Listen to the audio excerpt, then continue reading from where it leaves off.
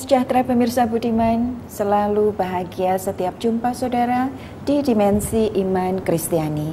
Acara yang melalui pelayanan media Antioquia Pama memang kami rancang, kami kemas dan kami siapkan khusus bagi saudara.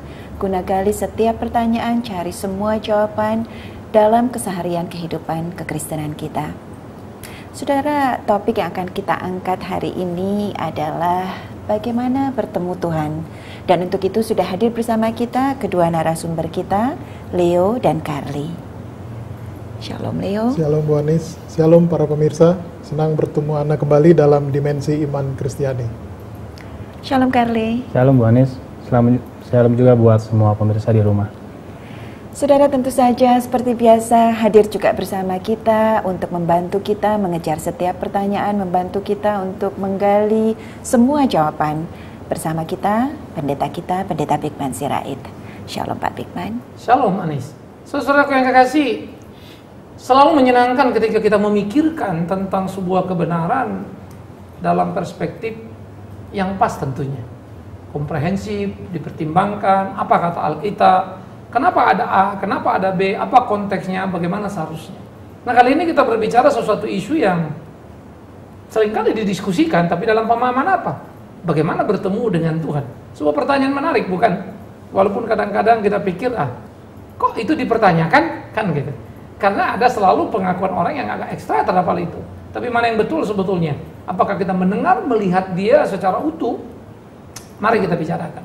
Namun sebelum lanjut, saudara yang kekasih, kita akan berdoa dulu. Dan saya meminta Pak Leo untuk pimpin kita dalam doa. Mari kita satu dalam doa. Ya Tuhan Allah, Bapa kami yang bertahta dalam surga, terima kasih Bapa atas segala berkat anugerah limpah rahmat-Mu bagi hidup kami, sehingga kami ada sebagaimana kami ada pada saat ini. Bapa, terima kasih untuk kesempatan pada saat ini kami boleh berdiskusi dengan topik bagaimana bertemu Tuhan. Kau pimpin kami Bapa agar kami dapat mendapatkan satu pemahaman yang benar, satu pencerahan tentang topik ini. Terima kasih Bapa, dalam nama Yesus kami sudah berdoa dan mengucap syukur kepadamu. Amin. Amin. Saudara, di dalam kitab Keluaran, menarik sekali pasal yang ke-25. Keluaran pasal 25 harus ayat yang ke-20 sampai 22. Keluaran 25, 20 sampai 22. Kerup-kerup itu harus mengembangkan kedua sayapnya ke atas, sedang sayap-sayapnya menudungi tutup perdamaian itu. Dan mukanya menghadap kepada masing-masing. Kepada tutup perdamaian itulah harus menghadap muka dengan kerup-kerup itu. Haruslah kau letakkan tutup perdamaian itu di atas tabut, dan dalam tabut itu engkau harus menaruh hukum yang kuberikan kepadamu, dan di sanalah aku akan bertemu dengan engkau, dan dari atas tutup perdamaian itu, dari antara kedua kerup yang di atas tabut hukum itu, aku akan berbicara dengan engkau tentang segala sesuatu yang akan kuperintahkan kepadamu untuk disampaikan kepada orang Israel. Saudara, menarik ketika kemudian Musa diperintahkan Tuhan untuk membuat tabut perjanjian itu, yang kelak itu akan ditaruh di ruang maha suci di dalam kemah sembahyang, begitu ya. Nah, disitulah dikatakan akan bertemu dengan Tuhan dan Tuhan akan berbicara dengan dia.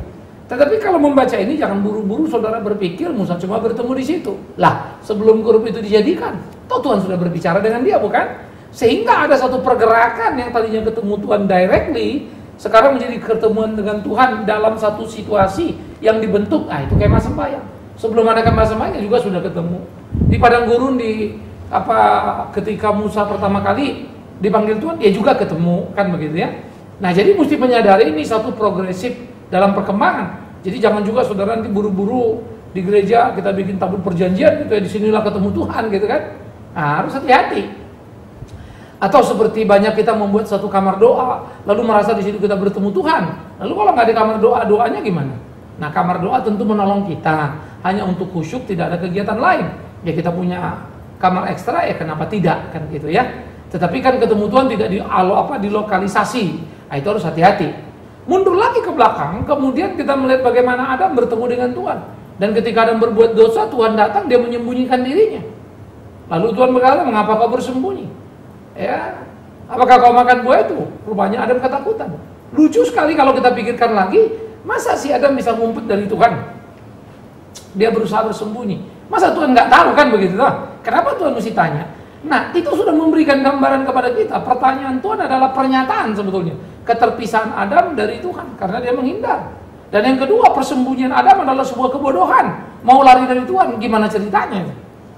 Ya, sehingga pertemuan Tuhan dengan Tuhan itu menjadi pertemuan menakutkan. Karena apa? Dosa. Artinya apa? Kalau nggak dosa kan pertemuan itu menyenangkan. Maka bertemu dengan Tuhan harusnya adalah keseharian kita.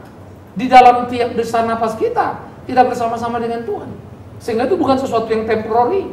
Nah, maka kalau kita melihat bagaimana Musa digambarkan dalam pernyataan terhadap bangsa itu, sehingga tabut perjanjian itu menjadi sakral. Bisa kita pahami, bukan? Sampai nanti kemudian Yesus datang, tabut itu sudah bukan lagi sesuatu yang penting. Bagaimana kemudian kita mengenal Allah di dalam Yesus yang disebut Immanuel. Allah menyertai engkau. Artinya Yesus ada, Allah itu ada, bertemu dengan engkau. Nah, tinggal bagaimana kita memahami. Nah, saudara, tentu masih banyak lagi lubang-lubang yang harus kita pikirkan. Nah, ini akan menjadi pokok diskusi kita. Bagaimana pula kita menyikapi orang yang seringkali, kemarin saya ketemu Tuhan, saya dengar betul-betul audible dan seterusnya misalnya ya. Nah, ini kayak apa nih? Ya, nah ini yang tentunya penting untuk kita diskusikan. Ya, jadi ini menjadi pokok pemikiran kita bersama-sama. Saudara yang kasih, begitu nih. Terima kasih Pak Bigman. Carly dan Leo, sebelum kita gali lebih dalam lagi apa yang barusan kita dengar dari Pak Bigman, saya ingin justru awali bincang-bincang kita hari ini dengan meminta Carly dan Leo berkenan barangkali berbagi dengan kita semua. Carly pernah punya yang disebut pengalaman pribadi bertemu dengan Tuhan barangkali? Iya, buat saya mungkin secara spesifik bertemu Tuhan, orang bilang ketika kita berdoa gitu ya, ketika kita baca firman Tuhan. Tapi menurut saya sebenarnya lebih daripada sekedar itu. Malah lebih pada keseharian kita ketika kita di dalam kehidupan ini. Ketika kita bertemu sama orang yang lagi punya pergumulan, kita ada di situ menjadi berkat. Ketika kita mengunjungi orang sakit, kita bisa memberikan kekuatan kepada dia. Atau ketika kita berkunjung ke panti asuhan atau panti perawatan gitu ya. Sebenarnya itu yang Tuhan katakan, ketika aku lapar, ketika aku ada di penjara, ketika aku sedang susah, engkau ada di situ. Engkau melayani aku. Mungkin lebih ke arah itu, Bu Anes. Ya, jadi buat Carly setiap detik dalam keseharian kita adalah kebersamaan dan pertemuan kita dengan Tuhan, dan itu justru yang Carly ingin bagikan pada setiap pemirsa. Leo, ada yang lain yang barangkali Leo mau bagi buat kita semua dan buat pemirsa juga? Ya, mungkin sedikit saya tambahkan dari yang pengalaman Pak Carly. Nah, itu di dalam kehidupan keseharian kita banyak hal-hal yang mungkin sudah kita rencanakan, tapi sering kejadiannya atau ujungnya tidak seperti yang kita harapkan. Itu yang pertama. Lalu yang kedua, yang sering saya alami, ada beberapa kejadian yang menurut saya itu satu kebetulan, dan kalau saya pikir saya rangkai semua, nggak mungkin kalau semua ini satu kebetulan. Ini pasti ada satu kuasa, ada satu karya Allah yang bekerja. Nah, disitulah saya merasa, ini yang namanya saya mesti lebih dekat, disinilah hadirat Tuhan hadir di dalam kehidupan kita sehari-hari. Jadi maksud Leo ada situasi yang supranatural yang Leo rasakan dan itu Leo maknai sebagai pertemuan Leo dengan Tuhan? Bisa jadi seperti itu. Lalu mungkin ini ada beberapa pertanyaan juga yang mungkin saya mau silakan langsung ke Pak Bigman. Tanya ke Pak Bigman, bagaimana dengan kita sering dengar khotbah, kita dengar sering cerita dari hamba Tuhan yang misalnya sering dalam tanda kutip bertemu Tuhan, dan itu dijadikan sebagai daya tarik untuk orang itu percaya. Nah, itu pertanyaan yang pertama. Lalu yang kedua, banyak dari antara kita orang Kristen tidak mempunyai satu pengalaman spektakuler bertemu dengan Tuhan. Nah, bagaimana dengan itu, Pak? Walaupun mungkin kita tahu itu pengalaman pribadi ya. Oke, saya pikir memang harus dilihat Alkitab ini sebagai satu rangkaian yang tidak putus kan, progresif misalnya. Adam bertemu dengan Tuhan dan Tuhan menyatakan diri, Abraham dan seterusnya, bicara dan seterusnya. Kita pengen bicara seperti itu.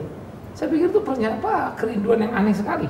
Anehnya kenapa? Dulu zaman Adam sampai ke Musa, ya, sampai ke Yakub, lalu mereka ke Israel, belum ada Alkitab, nggak ada kitab Taurat. Jadi itu disebut zaman patriarkal, zaman bapak-bapak iman ini. Sehingga mereka bertemu berdialog dengan Tuhan. Lah mau pakai apa lagi? Ya kalau nggak ngomong, ya mimpi kan begitu toh. Termasuk Yusuf, ya kan banyak sekali dia bermimpi. Nah selesai itu kemudian masuk Taurat. Lalu sesudah Taurat, Pentateuch itu kitab-kitab dibentuk 5 kitab oleh Musa, lalu ditambah kitab para nabi. Ya. Lalu pengkhotbah mulai bilang, mimpi itu hanya buat tidur. Ya, wujud suntuknya kau berpikir katanya. Dah. Kan sudah jadi lain kan? Artinya si pengkhotbah sudah menatap itu berbeda lagi. Mimpi yang dulu dipakai pada zaman Yusuf ternyata udah jadi lain kemarinnya misalnya kan. Ada satu progres yang bergerak. Apa pengkhotbah ngejek Yusuf? Ya jelas tidak lah. Ya kan pengkhotbah Alkitab juga kan gitu kan. Nah harus kan hati-hati. Nah kemudian kita bergerak lagi. Di waktu lampau orang seringkali bernasar, gitu kan. Tapi ketika pengkhotbah bilang jangan kau sembarangan bernasar, apalagi nasar itu nggak bisa kau lakukan. Lebih bagus tidak bernasar.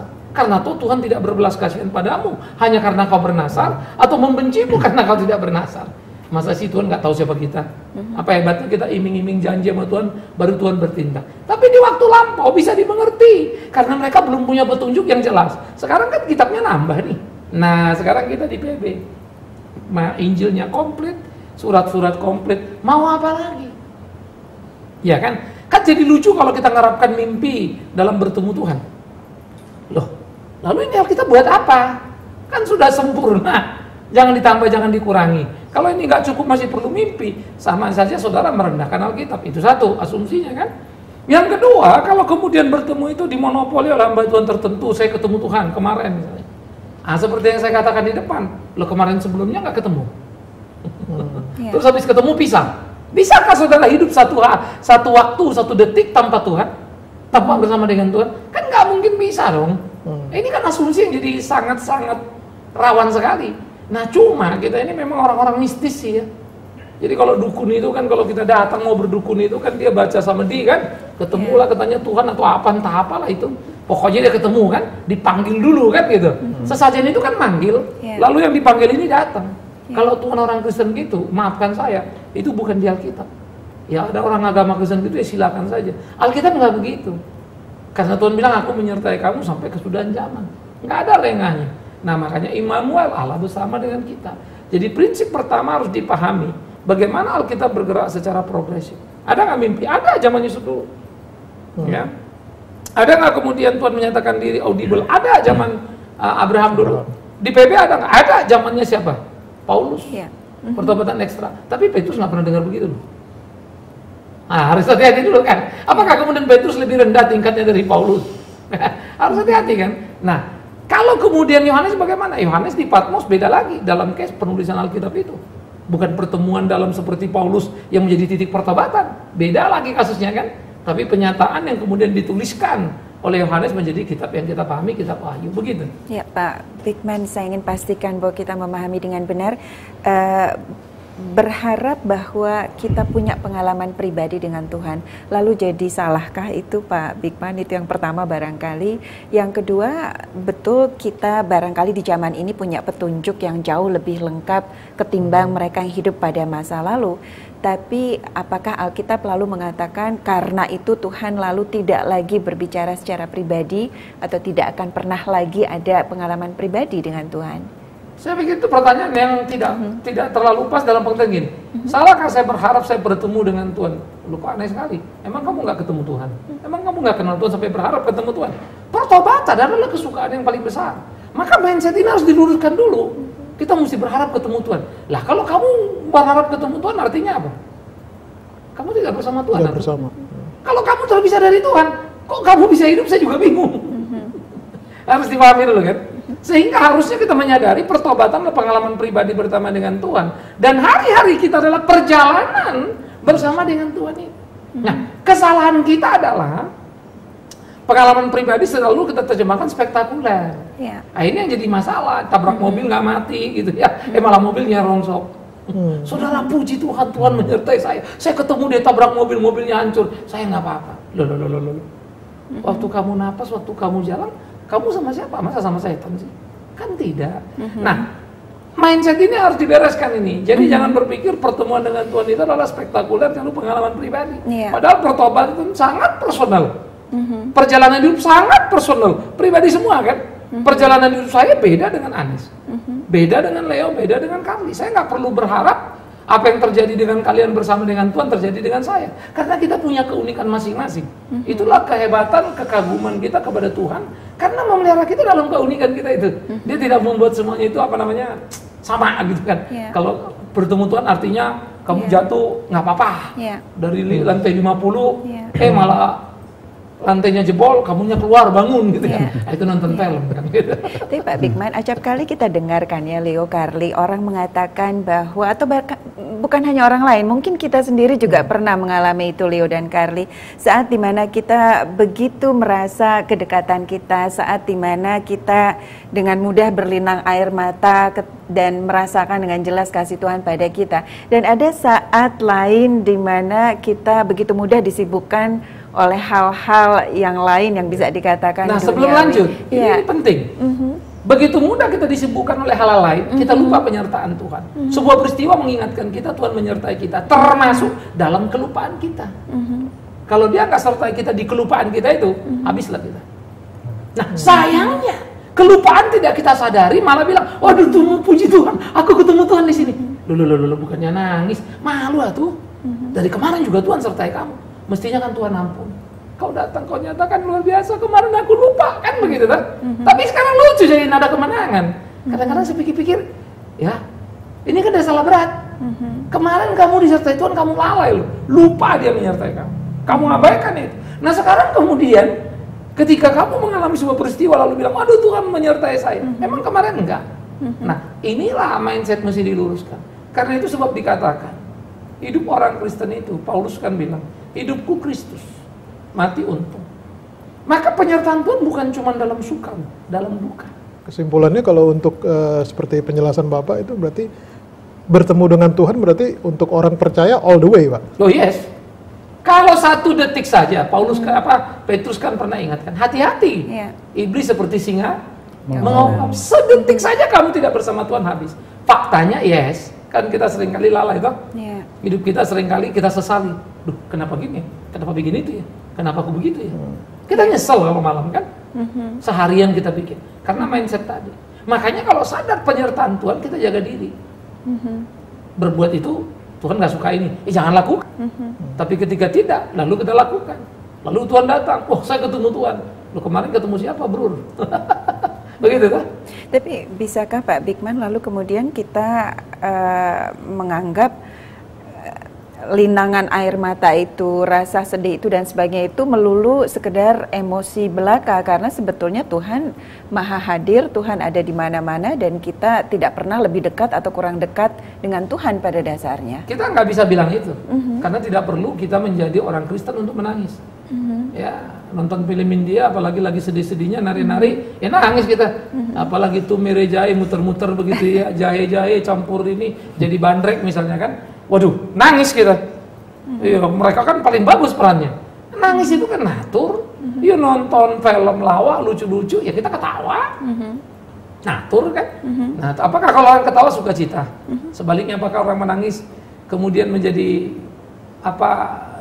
duka cita? Nggak tentu kan. Orang sukacita bisa menangis. Kan gitu kan. Tetapi orang duka cita bisa saja dia tertawa tanpa menyadarinya. Nah, kita tidak sedang berbicara faktor emosi itu. Itu hanya ekspresi fenomenal, artinya yang di luar saja. Tapi ekspresi aktualnya adalah orang bertemu Tuhan itu hidupnya pasti selalu jadi berkat. Dia tidak self orientasi. Jadi dia gak pikirin sekedar bagaimana aku sakit sembuh, aku miskin jadi kaya. Bukan. Tapi andai kata pun aku miskin, andai kata pun aku sakit, bagaimana aku memuliakan Tuhan? Itu orang bersama Tuhan. Pak Bigman, kita hidup di hari-hari di mana bahkan pimpinan gereja atau gembala atau pendeta yang justru mengajarkan pada kita bahwa tempat ini dipenuhi oleh Roh Kudus. Di tempat ini Tuhan hadir bersama kita. Ini Carly punya pengalaman. Kita mesti tanya Carly dulu. Selama dia dengar gitu, gimana itu pengalaman? Pernah dong dengar kalimat yang Anis tanya tadi? Iya, pernah sih. Maksudnya bukan dari saya. Karena barusan, Pak. Ya memang ada statement yang suka mengatakan seperti itu, tapi menurut saya sih nggak tepat ya. Dulu juga di gereja saya katanya ada tuh di ruang atas katanya tuh kalau kita lagi sepi gitu, ada bayangan lewat gitu ya. Jadi hal-hal yang menakutkan seperti itu. Lalu kalau kita lagi sendirian ada suara-suara yang kedengaran sayup-sayup seperti di luar suara manusia gitu ya. Nah itu suka saya dengar seperti itu. Tapi menurut saya sih kurang tepat kalau kita bilang roh itu ada dalam satu ruang atau satu waktu gitu ya. Karena roh itu kan tidak dibatasi ruang dan waktu. Apalagi kalau kita bicara soal Tuhan, Roh Kudus itu yang tidak dibatasi ruang dan waktu. Jadi bukan ada di satu tempat gereja gitu baru kita bisa bertemu Tuhan, atau di tempat-tempat yang sakral kita berdoa baru kita bisa bertemu Tuhan. Tapi sebenarnya dimanapun kita berada, asal kita mau menyerahkan hidup kita, hati kita kepada Tuhan, ya Tuhan ada di situ. Di era lampau, Amerika itu adalah negara yang paling liberal, rasional. Ya sesudah Eropa itu begitu filosofi begitu kuat, kemudian orang Eropa kan ke Amerika, filsafat itu dibawa. Lalu Amerika berkembang menjadi pemikir yang paling cepat lagi dan paling liberal dalam banyak aspek, sehingga dia melewati negeri asalnya. Itu kan Amerika berasal dari Eropa toh. Nah dia melejit maju ke permukaan begitu luar biasanya. Tetapi kemudian di tahun 80-an saja sampai 90-an itu 1 dari 15 orang Amerika berurusan dengan psikiater. Karena under pressure kehidupan, tekanan yang sangat berat. Terus meningkat sampai kemudian memasuki era 90 ke 2000. Amerika cukup mengejutkan karena mistis hidup lagi di Amerika, gitu ya. Jadi konsep-konsep yang magis itu muncul, sixth sense istilahnya, gitu ya. Cuma kan bajunya baju modern itu saja toh. Ini kan sama saja dengan dunia perdukunan, ya paranormal kayak you sebut atau sixth sense kayak ya apa bedanya berdukun sih? Kan gitu aja sebetulnya. Nah banyak orang coba membedakan, ya saya cuma tersenyum. Itu cuma perbedaan istilah dan pemberian definisi, actually sama kan. Nah, sekarang ini berkembang, nah masuk terjadi sinkretis tadi di dalam gereja. Jadi Amerika mensponsor ini. Tuhan bicara sama saya, Tuhan bilang begini, Tuhan bilang begitu. Udah mulai. Persis kayak dukun kesurupan, sekarang pendeta atas nama Tuhan. Amerika begitu kentalnya, kemudian dari sini ini masuk. Indonesia kan pengimport yang paling baik. Ya apa aja kita import tanpa seleksi. Ya udahlah pokoknya Amerika mata biru, ya udah amin semua. Akhirnya kita telan aja mentah-mentah di sini, ditambah background kita tadi memang mistis, maka Asia berkembang cepat setengah mati. Nah itu sebab rame. Padahal kalau mau jujur sejujur-jujurnya, saya ini anak desa, anak kampung yang di desa saya dulu di Sumatera itu namanya dukun-dukun. Nah kita ngerti banget cerita-cerita gitu. Ya sehingga pada waktu saya lihat, jadi saya berasa ini kayak kembali ke zaman dulu tuh. Orang cari dukun, sekarang cari pendeta. Sakit atau apapun begitu. Nah, saya sendiri sering dimintain orang tolong doa ini. Saya mesti memberi pengertian. Kita doa sama-sama oke, tetapi awas jangan berasumsi kalau saya doakan terus hebat dan luar biasa. Banyak orang saya doakan sakit baik pun sembuh lalu bilang, "Pak, puji Tuhan Bapak luar biasa." Tapi mulai ketagihan dalam tanda petik, saya nasihatin gitu. Karena saya tidak mau salah di hadapan Tuhan. Nah, jadi mistis, yes, tapi jangan lupa bukan berdiri sendiri Indonesia ini, dari Amerika masuk, luar biasa nggak? Jadi dari Amerika masuk, maka kalau di Amerika kita bilang sixth sense tadi. Nah, apa itu sixth sense? Indra keenam kan? Apa itu indra keenam? Suara Roh Kudus. Apa itu sugesti? Faith. Kalau orang dunia bilang sugesti, percaya, kamu bisa, gitu kan? Bahasa Kristennya beriman. Jadi spiritual sekali terdengar. Nah itu dia, jadi itu dia kan, suara Tuhan. Nah, kalau sana kan sixth sense, indra keenam, suara yang bukan suara lain. Kalau Kristennya suara Tuhan. Di situ sinkretisnya. Pak Bigman, doa Bapak kami yang Tuhan ajarkan buat kita diawali dengan mengatakan Bapak kami yang ada di surga. Buat sebagian orang ini adalah petunjuk bahwa ada dimensi ruang yang membatasi antara kita dengan Tuhan. Artinya Tuhan perlu turun kira-kira begitu untuk bertemu dengan kita, atau kita perlu mendekat dan naik sebelum kita bisa bertemu dengan Tuhan. Pak Bigman, bagaimana sebetulnya memaknai dengan benar Bapak kami yang ada di surga? Simple, setengah mati sebetulnya ya. Alkitab kalau kita baca, tinggi, atas, mulia selalu merepresentasikan Tuhan.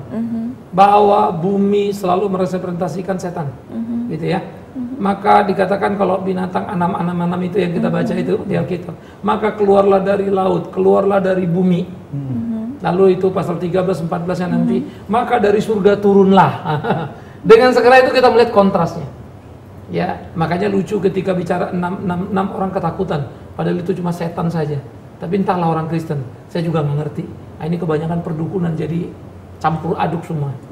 Padahal mestinya membaca Wahyu itu gembiranya setengah mati. Karena anam-anam itu ternyata tidak ada apa-apanya, kan gitu ya. Kalah, nothing. Satu waktu nanti ini mesti dibahas gitu ya. Nah, tetapi kembali dulu, Bapa kami yang di surga, ya Bapa di surga. Surga di mana? Itu lintas ruang dan waktu. Istilah atas bawah kan istilah ruang dan waktu. Kalau kita tunjuk hati atas, kita gali ke bawah ya bawah kan itu kan. Itu konsep ruang, karena ada ruang. Kalau nggak ada ruang, mana atas mana bawah. Maka bawah itu adalah bahasa simbolik setan dibuang. Atas itu Tuhan ditinggikan. Nah, jadi kalau Bapa kami di surga, surga itu mulia, surga itu tinggi, surga itu hebat. Kalau setan mana? Neraka. Nah, tetapi jangan bicara itu dalam dimensi ruang waktu. Saya menjelaskannya sampai kapanpun nggak bisa. Karena yang ada di benak saya, di benak kalian kan ruang dan waktu. Kan gitu ya? Sehingga dia beyond. Nah, tetapi kalau kemudian kita katakan lagi jaraknya berapa jauh ya?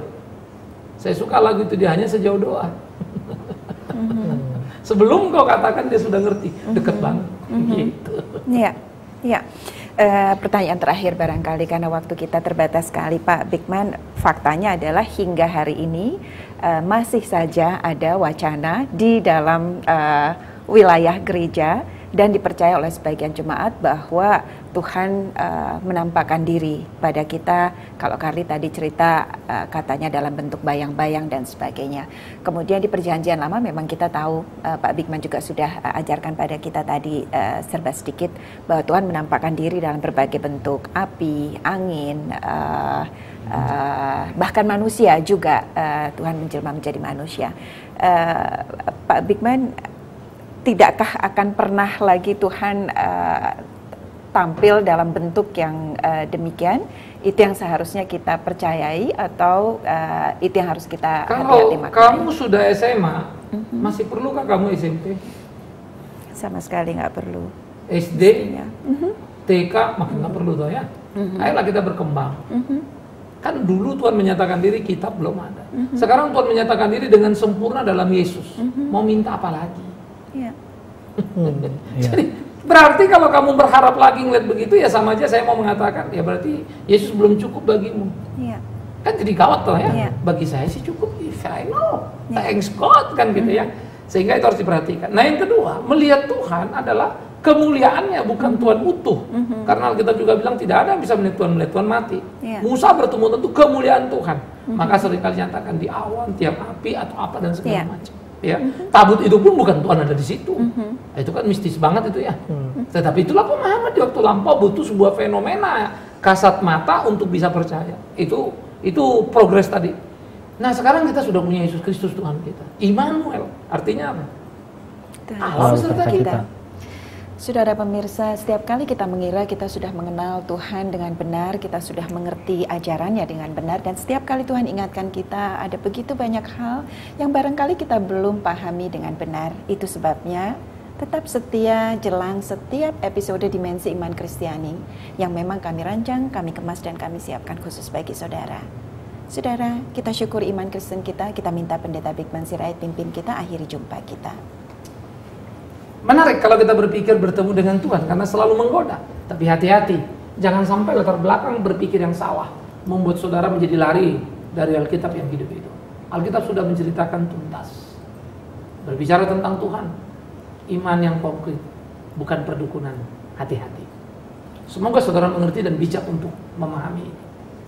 Kita akan menutup acara kita Dimensi Iman Kristiani dengan doa. Dan ingatlah, tiap hari, tiap desak napasmu, Tuhan besertamu. Kita berdoa, minta kami pimpin doa. Bapak, kami bersyukur untuk pencerahan-Mu ya Tuhan melalui diskusi kami pada saat ini. Biarlah Tuhan Kau ingatkan kami bahwa di dalam keseharian kami, ketika kami boleh hidup taat dan setia kepada-Mu, takut kepada-Mu ya Tuhan, sebenarnya Tuhan ada terus bersama dengan kami.